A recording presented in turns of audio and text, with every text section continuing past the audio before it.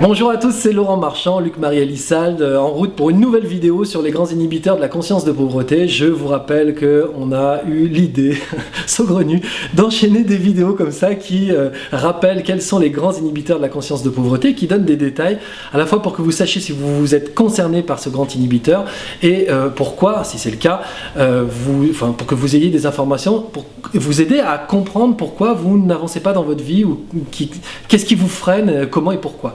Donc aujourd'hui, sixième grand inhibiteur de la conscience de pauvreté, les conditionnements spécifiques. Alors ce sont des conditionnements qui sont liés à l'éducation. Alors vous allez voir, c'est quand même très intéressant. En fait, ce grand inhibiteur inclut une idée du renoncement. C'est-à-dire que les gens qui sont atteints par ces grands inhibiteurs renoncent dans leur vie à finalement devenir quelqu'un, à finalement créer de la richesse, à finalement s'autoriser à réussir ou se faire plaisir dans la vie. Pourquoi ? Parce qu'en fait, l'éducation, donc le conditionnement spécifique de leur éducation, les a mis dans un modèle de pensée dont ils ne sortent pas.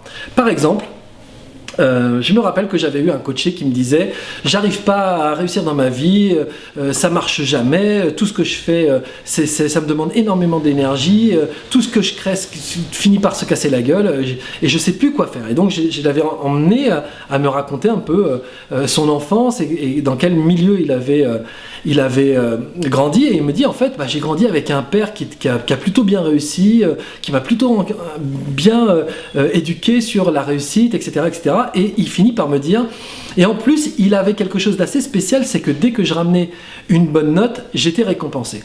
Et en fait, cette récompense, c'est effectivement le grand inhibiteur.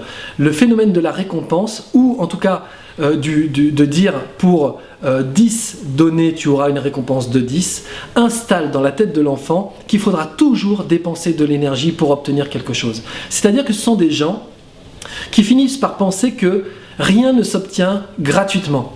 Ils ne peuvent pas considérer, par exemple, qu'ils vont créer une société, puis que cette société va vivre toute seule et qu'ils iront au golf, ils iront voyager au bout du monde, s'installer tranquille sur une plage privée pour siroter un cocktail. Ça, pour eux, c'est absolument hors de question, car s'ils veulent gagner, il faut qu'ils donnent, il faut qu'ils suent.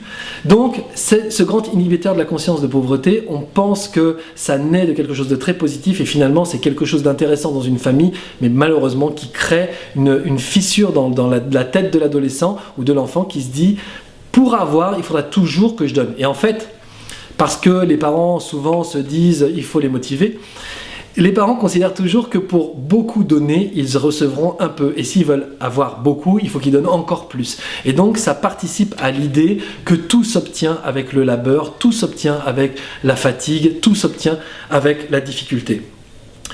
Ensuite, il y a les pensées négatives spécifiques. Alors, les pensées négatives, c'est assez simple. Ce sont des milieux dans lesquels tout le monde tire tout le monde vers le bas. Oui, mais de toute façon, tu sais, la vie est difficile. Oui, mais de toute façon, tu sais, rien ne s'obtient facilement. Donc après, on n'est pas dans la récompense, mais on est dans l'idée que les choses comme ça, que tout est compliqué, que de toute façon, il faut connaître machin, et que de toute façon, oui, mais tu sais, pour nous, c'est compliqué. C'est vraiment la pensée négative qui tire l'enfant vers le bas.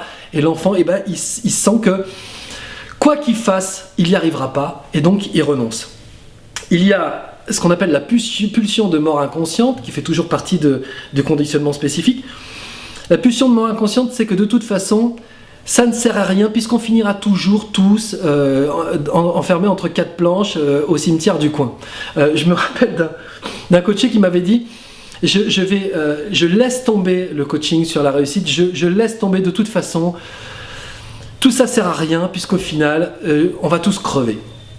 Alors ça, c'est vraiment un des grands inhibiteurs et c'est une fuite véritable sur ces engagements. En tout cas, la prise de responsabilité, on fuit, on renonce parce qu'au bout, finalement, il y a la même chose pour tout le monde, c'est-à-dire la mort. Et ça, c'est quelque chose qui est très très ancré encore aujourd'hui. C'est plus un conditionnement du passé, mais c'est encore quelque chose qui est très ancré aujourd'hui. Et après, il y a la vie émotionnelle. Alors ce sont des enfants qui naissent dans des familles où les parents sont très émotifs. Donc ils disent « Oh, c'est génial, oh, c'est super, oh, c'est bien mon chéri, oh, bravo !» Et en fait, on fait une fête de tout et l'enfant imagine que la vie est intéressante parce qu'il vit des émotions. La vie est intéressante s'il y a des émotions. Et il se trouve que parmi les émotions, il y a la réussite, mais il y a aussi l'échec.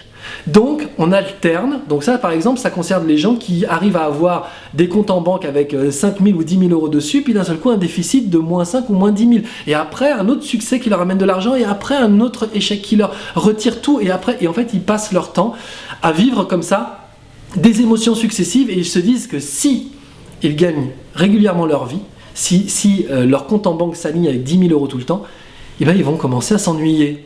Donc ils ont peur de ne plus vivre les émotions qui participent à la joie de vivre, ou en tout cas le fait qu'il y ait des émotions dans ce qui se passe. Ils sont vivants, ils existent parce qu'ils ont des émotions. Or, il ne faut pas confondre les émotions et la sensibilité, qui sont deux choses complètement différentes. Les émotions, ça ne sert à rien, ça sert juste à te donner l'illusion qu'on est vivant. Or, on est déjà vivant.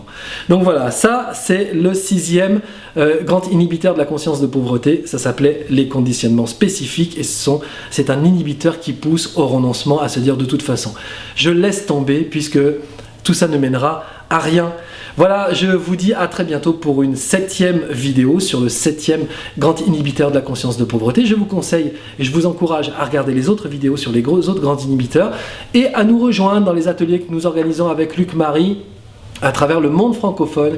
L'atelier s'appelle Réussite Argent, faites sauter les blocages, inscrivez-vous, venez nous voir, cassez avec nous les grands inhibiteurs de la conscience de pauvreté, et ouvrez-vous vers une vie plus confortable, plus épanouissante et plus dynamique, vers plus de bien-être et de confort. Voilà, je vous dis à très bientôt, c'était Laurent Marchand, Luc Marie Elissal.